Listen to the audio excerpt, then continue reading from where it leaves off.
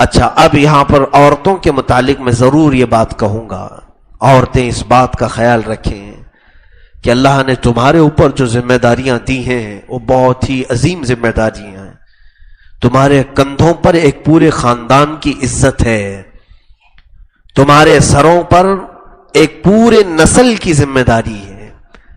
یوں سمجھ لے، میں اس کو ہمیشہ مثال دیتا ہوں کہ ٹرین جب تک پٹری پر چلتی رہے 1000 مسافروں کو ایک جگہ سے دوسری جگہ پر پہنچاتی ہے، ہزاروں مسافروں کو اپنے اوپر سوار کر کے منزل سے منزل تک لے جاتی ہے.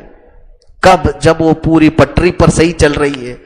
اگر اس کا ایک پہیہ بھی پٹری سے اترا تو جتنے سوار ہیں وہ سب کے سب ہلاک ہو سکتے ہیں. ایسے حادثے تو سنے ہوں گے نا آپ نے. ٹرین پٹری سے اتری تو ہوا کیا؟ جتنے سوار تھے اس میں اکثر یا تو زخمی ہو گئے یا تو مر گئے. ٹرین کا ایک پہیہ پٹری سے اتر جانا اتنے لوگوں کی ہلاکت کا سبب بنتا ہے. اسی طرح عورت کا اگر حیا کی پٹری سے نکل جانا اس کی پوری نسلوں کو تباہ کر دیتا ہے، اس کے خاندان کی عزت کو ختم کر دیتا ہے. اسی لیے اللہ رب العزت نے اس کے لمٹ بیان کیے ہیں. عورتوں کے لمٹس یہ ہیں، عورتوں کے چلنے کا یہ راستہ ہے، اس راستے سے ہٹو گی تو تمہارے پیچھے بہت ساری عزتیں خراب ہو جائیں گی. کتنوں کے گھروں کو آج بے عزت کرنے میں ہاتھ عورتوں کا ہے. کتنی عورتیں. میں اس لیے کہتا ہوں ہماری بچیاں اپنے آپ کو یہ مت سمجھیں. آج مغربی کلچر انہیں آوارہ کرنے کے لیے تلا ہوا ہے، پیچھے پڑا ہوا ہے، اور انہیں یہ باور کرایا جاتا ہے بار بار ٹیلی ویژن کے ذریعے سے، سیریل کے ذریعے سے، نیوز کے ذریعے سے، فلموں کے ذریعے سے. بچیوں کو دماغ میں یہ بات ڈالنے کی کوشش کی جاتی ہے کہ تم کو 4 دیواری میں اسلام نے قید کر کے رکھا ہے. یہ پرانے زمانے کے خیالات ہیں. باہر نکلو، اپنے بالوں کو باہر کرو، اپنا جسم دکھاؤ، تم دیکھنے کی چیز ہو، دکھانے کی چیز ہو. یہ سب جملے جو ان کے دماغ میں ڈالے جاتے ہیں جس کی بنیاد پر یہ چنچل ہو کر باہر نکلنے، اچھلنے کودنے کی خواہشیں کرتی ہیں. اور اس کے بعد جب یہ باہر نکل آتی ہیں تو ایک تباہی، ایک سیلاب گناہوں کا، ایک طوفان گناہوں کا. پھر اس کے بعد نہ جانے کتنی عورتوں کی عزت لٹ جاتی ہے. ناپاک عورتوں کے ساتھ پاک عورتیں بھی ملوث ہوتی ہیں گناہوں میں. پاک عورتوں کی بھی عزت خطرے میں آ جاتی ہے. پھر جب ہم کہتے ہیں تو لوگ اسی پر کہتے ہیں. آج دیکھیں جتنے ریپ ہوتے ہیں، جتنے زنا کے اور عزتیں چھیننے کے معاملات سامنے آتے ہیں، ان میں کئی معاملات ایسے ہیں کہ عورت باہر اپنے جسم کا اظہار کرتی تھی اور کوئی درندہ اسے دیکھ کر کے پیچھے ہی پیچھے اپنے دماغ میں پلان بناتا تھا. تمہیں معلوم نہیں کتنے وحشی لوگ تمہارے جسموں کو دیکھتے ہیں. ساری نگاہیں پاک نہیں ہوتی. اور جب ہم اس بات کو لوگوں کے سامنے بیان کرتے ہیں تو پھر یہ ماڈرن کلچر ہمارے خلاف سامنے آ کر کہتے ہیں مولانا لوگ تو عورتوں کو ہی بلیم کرتے ہیں، عورتوں کو ہی کہتے ہیں کپڑے پورے پہنو، عورتوں کو ہی کہتے ہیں کہ اندر بیٹھو، مردوں کو کیوں نہیں کہتے کہ نگاہیں نیچی رکھیں. میرے عزیز بچیوں، یہ دنیا داروں کا ایک حربہ ہے. قرآن نے تو بہت پہلے کہا ہے وَقُلْ لِلْمُؤْمِنِينَ يَغُضُّوا مِنْ أَبْصَارِهِمْ، اے محبوب مومنوں سے کہہ دیں اپنی نگاہیں نیچی رکھیں. آج میں بھی دہرا کر کے کہتا ہوں، میں بھی کہتا ہوں کہ اے مومنوں اپنی نگاہیں نیچی رکھو، لیکن جو مومن نہیں ہے اس کا کیا کرو گی؟ مومنین تو نگاہیں نیچی رکھ لیں گے، لیکن کیا اس دھرتی پر صرف مومنین گھوم رہے ہیں؟ صرف تقوی والے باہر چل رہے ہیں؟ باقی جو درندے ہیں ان کے متعلق تم کیا کرو گی؟ تم کو اپنی حفاظت کی فکر ہونی چاہیے. تم خود اپنی عزت کا خیال کرو. اسی لیے قرآن پاک میں اتنے سخت ترین احکام آئے کہ عورتوں نے جو گناہ کیے ان کو سنگسار بھی کر دیا گیا. دیکھیں وہ خاتون آئی تھی حضور صلی اللہ علیہ وسلم کے پاس، حمل ٹھہر چکا تھا زنا سے. ان کو خوف ہو گیا کہ قیامت کا عذاب تو بہت سخت ہے. جب میرے آقا صلی اللہ علیہ وسلم سے انہوں نے سنا زنا کرنے والوں کو جو عذاب قیامت میں دیا جائے گا، اللہ اکبر، میں اس کو ایکسپلین بھی نہیں کر سکتا، بیان نہیں کیا جا سکے گا. اس کا ایک ہلکا عذاب میں آپ کو بتا دوں.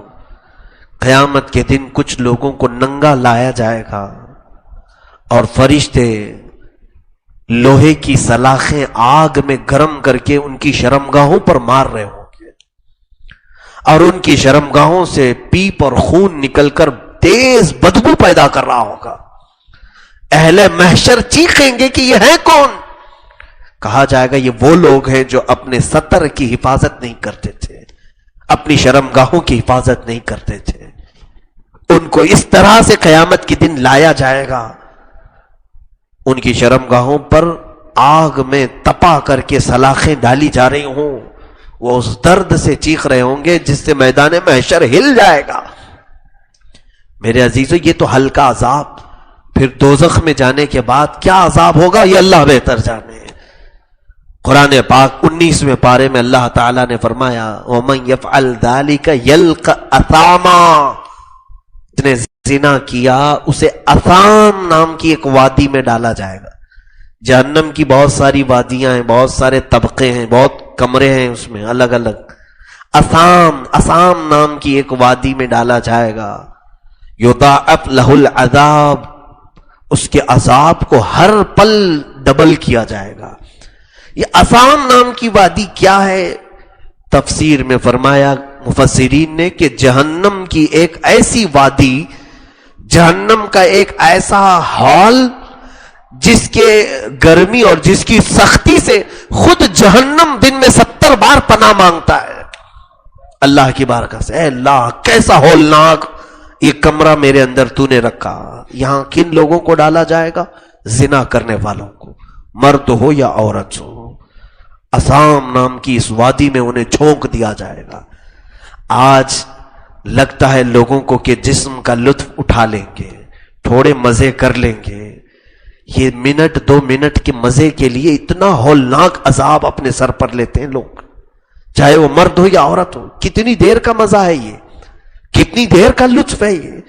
جب اللہ نے حلال راستے دنیا میں رکھے ہیں، نکاح کرو اور حلال لطف اٹھاؤ، اس سے تمہاری نسل بھی ہوگی اور تمہارے لیے ثواب بھی ہے۔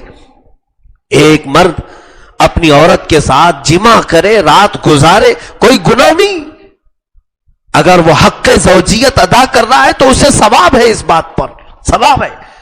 لیکن اسی کو اگر حرام راستے سے کسی نے استعمال کیا تو اتنا خطرناک عذاب ہے، اتنا خطرناک عذاب کہ جس کو میں دنیا میں الفاظ میں بیان نہیں کر سکوں گا۔ ہماری عورتیں اس بات کو یاد رکھیں، ایک روایت میں یہ ملتا ہے کسی اجنبی مرد سے کوئی عورت تعلق قائم کرتی ہے جس کے لیے وہ حلال نہیں تھی، قبر میں اسے رکھتے ہی اللہ تعالی 99 سانپ اس پر مسلط کرتا ہے، جس میں سے ایک سانپ اگر اپنی دم کسی پہاڑ پر مار دے تو پہاڑ ریزہ ریزہ ہو جائے گا۔ ایسے 99 سانپ اس پر قیامت آنے تک مسلط کیے جائیں گے۔ کوئی سانپ اس کی ناک کی ہڈی چوس رہا ہوگا، کوئی اس کی شرمگاہ پر ڈس رہا ہوگا، کوئی اس کے ناخنوں کو کھینچ رہا ہوگا۔ یہ سخت ترین عذاب ان عورتوں کے متعلق فرمایا گیا جنہوں نے اپنا بدن حلال نہیں حرام طریقے سے کسی اور کے سپرد کیا تھا، کسی اور کے حوالے کیا تھا۔ میرے عزیزو، اب بھی وقت ہے، اگر ایسے معاملات ہو گئے قرآن پاک میں، ابھی اس کے فوراً بعد ہی آیت آنے والی، بلکہ میں نے تلاوت میں بھی ایک ٹکڑا پڑھ دیا۔ اللہ فرماتا فَإِن تَابَا وَأَصْلَحَا، اگر ایسے لوگ توبہ کر لیے اور اپنی اصلاح کر لیے، ان اللہ کان تواب الرحیما، بے شک اللہ بڑا توبہ قبول کرنے والا مہربان ہے، وہ معاف کرے گا۔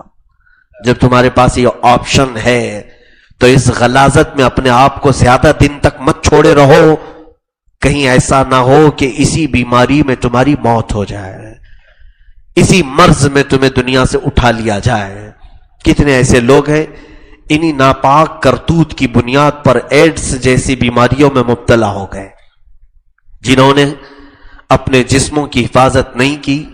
میں سارے ایڈز کی بیماریوں والوں کے متعلق نہیں کہتا، اس کے دوسرے وجوہات بھی ہو سکتے ہیں، لیکن جو کثرت سے معاملات سامنے آئے ان بنیادوں پر کہ جنہوں نے ایک سے زیادہ مردوں سے تعلق قائم رکھا، یا وہ مرد جو کثیر عورتوں سے حرام طریقے سے تعلق قائم رکھا، اس کو دنیا میں ایک موذی مرض میں مبتلا کیا گیا، ایسا مرض جس کی آج دوا بھی نہیں، علاج بھی نہیں۔ یہ دنیا کی سزائیں شروع ہیں۔ حدیث پاک میں یہ ملتا ہے، زنا کرنے والے سے دنیا میں 5 چیزیں چھین لی جاتی ہیں، 5 چیزیں چھین لی جاتی ہیں، اور قبر میں 5 چیزیں ڈالی جاتی ہیں، اور قیامت کے دن 5 چیزوں کی آفتیں ہوتی ہیں۔ یہ 15 کل چیزیں ہیں، جس میں سے صرف 5 کو میں اگر ذکر کروں دنیا میں۔ پہلی چیز، اس کے چہرے کا نور چھین لیا جاتا ہے، رونق ختم کر دی جاتی ہے، چہرے پر لعنت برس رہی ہوتی ہے۔ ایسے لوگ دیکھنے میں کوئی ان کی طرف اٹریکشن نہیں ہوگا، کوئی ان کی طرف محبت کی نگاہ نہیں کر سکے گا، چہرے سے نور ختم کر دیا جاتا ہے۔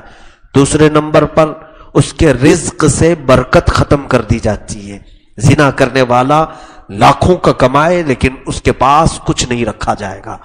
تیسری چیز، اس کا سکون غارت کر دیا جائے گا، اس کے دل کو جو طمانینت، قلب کو راحت جو ملتی ہے انسان کو، وہ ختم کر دی جائے گی۔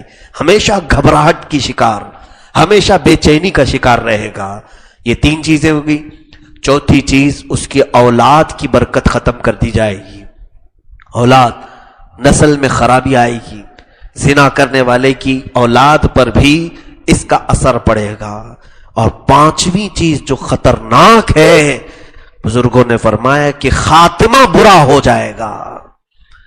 یہ دنیا کی چیزیں، خاتمہ برا ہونے کا اندیشہ ہے، کیونکہ حدیث میں ہے زنا کرنے کے وقت کسی بھی شخص کا ایمان اس کے ساتھ نہیں رہے گا۔ 2 چیزیں ساتھ میں نہیں ہو سکتی، ایمان اور زنا۔ حدیث میں ہے زنا کرنے کے وقت اس کا ایمان اٹھا لیا جائے گا، سر پر مسلط رہتا ہے ایمان، پورا ایمان نکل چکا ہوگا۔ سوچو اسی حالت میں اگر موت آ گئی تو بے ایمان دنیا سے چلا جائے گا۔ اور پھر یہ فرمایا کہ وہ توبہ کر لے، باز آ جائے، اصلاح کر لے تو وہ ایمان واپس اسے دے دیا جائے گا، ایمان اس کے سر سے اٹھا لیا جاتا ہے۔ عزیزان گرامی، یہ سخت ترین باتیں ہیں۔ یہاں عورتوں کو اللہ رب العزت نے جو احکام بیان فرمائے، وہ عورتیں اپنے عزتوں کی حفاظت کریں۔ لڑکیاں آج یہ سمجھتی ہیں کہ میں اپنی پسند کے مطابق بھاگ جاؤں کسی کا بھی ہاتھ پکڑ کر۔ ان معاملات کو بڑھتے ہوئے آج ہم دیکھ رہے ہیں، بچیوں کو تمیز نہیں، آج ان کو اخلاق نہیں ہے۔ یہ کسی بھی ایرے غیرے بد کردار، بد اخلاق کافر اور مشرک کا ہاتھ تھام کر مندروں میں جا کر کے اپنی شادی بیاہ کر لیتی۔ یہ معاملات آج سے تقریباً 5-6 سال پہلے کی بات ہے۔ مجھے یاد ہے آندھرا پردیش میں حیدرآباد کے علاقے میں ہمارے ایک بڑے ذمہ دار ساتھی ہیں، انہوں نے ایک علاقے کی رپورٹ ہمیں بتائی تھی، وہ پولیس ڈپارٹمنٹ میں، کہا کہ 5000 مسلمان بچیاں ایک سال میں، جو ایک بہت بڑا مندر ہے وہاں جا کر غیر مسلموں کے ساتھ انہوں نے نکاح کیا ہے۔ یہ ہمارے پاس رپورٹ موجود ہے۔ کئی ایسے لوگ ہیں۔ میں شادی اور نکاح کے خلاف نہیں کہہ رہا ہوں، لڑکی کو بھی اپنی پسند سے ہی نکاح کرنا چاہیے، لڑکا بھی اپنی پسند سے ہی نکاح کرے، لیکن یہ دیکھیں مسئلہ یہ نہیں ہے کہ اگر میں آپ کو کہہ دوں کھانا کھا لو، کھانے کے اوپر پابندی نہیں ہے، تو کھانے کا حکم سنتے ہی تم جا کر کے کسی کا گوبر تو نہیں کھاؤ گے کہ یہ بھی کھانے کی چیز ہے؟ تمہیں اتنی تو تمیز ہے، کھانے کے لیے کہا گیا ہے تو حلال کھانے کے لیے کہا گیا ہے، ناپاک نہیں۔ اسی طرح جب تمہیں اسلام نے حکم دیا ہے کہ نکاح کرو، بیاہ کرو، شادی کرو، تو اس کا مطلب یہ نہیں کہ حرام طریقے سے کر لیں۔ ہاں، اس کے جو اصول اسلام نے متعین کیے ان اصول پر چلو، ورنہ سخت ترین عذاب کی میں بشارت دیتا ہوں ان لوگوں کو۔ آج اگر میری بات انہیں نہیں سمجھ میں آتی ہے تو کوئی بات نہیں، یاد رکھنا قیامت کے دن سورہ ملک میں تبارک میں اللہ فرماتا ہے کچھ لوگوں کو عذاب کے لیے گرفتار کر کے فرشتے لائیں گے بالوں سمیت گھسیٹتے ہوئے، اور کہا جائے گا انہیں دوزخ میں ڈالو۔ پھر روکا جائے گا، پوچھا جائے گا الم یاتکم نذیر، الم یاتکم نذیر، کیا تمہارے پاس اللہ کا ڈرانے والا کوئی نہیں آیا تھا؟ اللہ کے عذاب سے ڈرانے والا کوئی نہیں آیا تھا؟ وہ کہیں گے قالوا بلا، ہاں کیوں نہیں آیا تھا؟ فکذبنا، ہم نے اسے جھٹلا دیا تھا، ہم نے اسے جھٹلا دیا تھا۔ آج تم جھٹلاؤ گے، یہ معاملہ کل قیامت کے دن آئے گا۔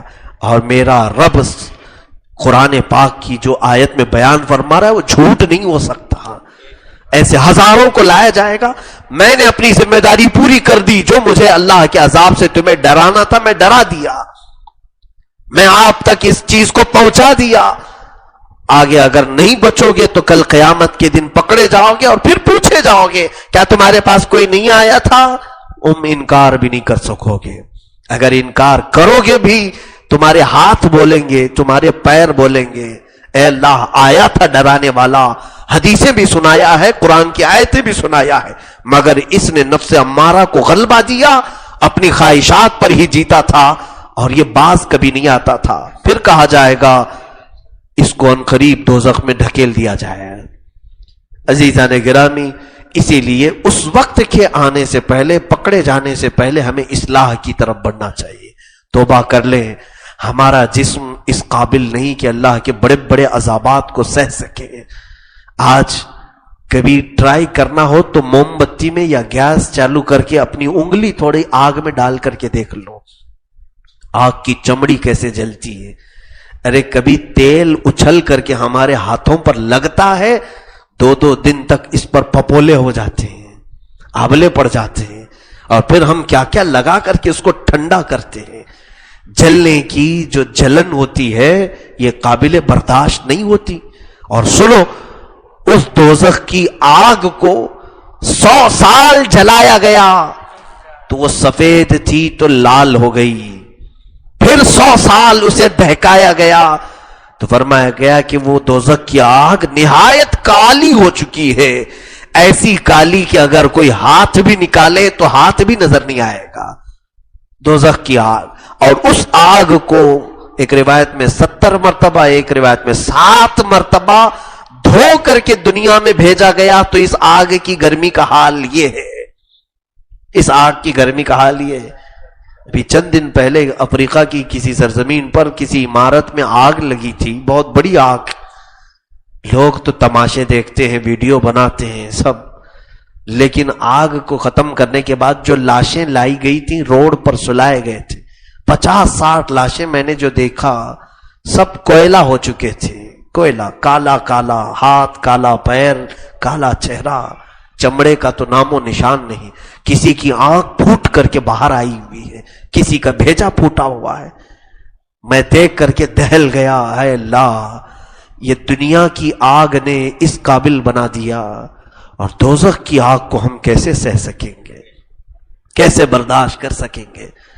اس لیے ہمارا جسم اس قابل نہیں ہے تو کیوں ہم ایسے مزے اڑائیں آج جو میرے مولا کو پسند نہیں؟ کیوں ہم ایسی عیاشی کریں جو میرے رب کو ناپسند ہے؟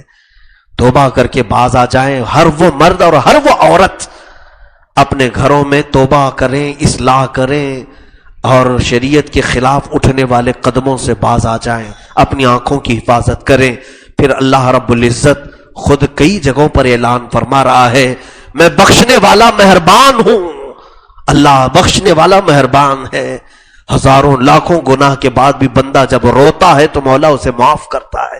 اے بار الہ، ہم تیرے دربار میں توبہ کرتے ہیں، ہمیں توبتاً نصوحا عطا فرما۔ کریم خدا، ہم میں سے یا ہمارے متعلقین میں سے کسی سے یہ گناہ سرزد ہو چکے ہیں، رب ذوالجلال ہمیں تو پاک فرما دے، ہماری اصلاح فرما دے، ہم سب کو اس برے کرتوت سے آزاد کر دے۔ قیامت کے دن مولا عزت والوں میں ہمارا حشر فرما، ذلیلوں میں اور رسوا ہونے والوں سے ہم سب کو آزاد فرما۔ وآخر دعوانا ان الحمد للہ رب العالمین۔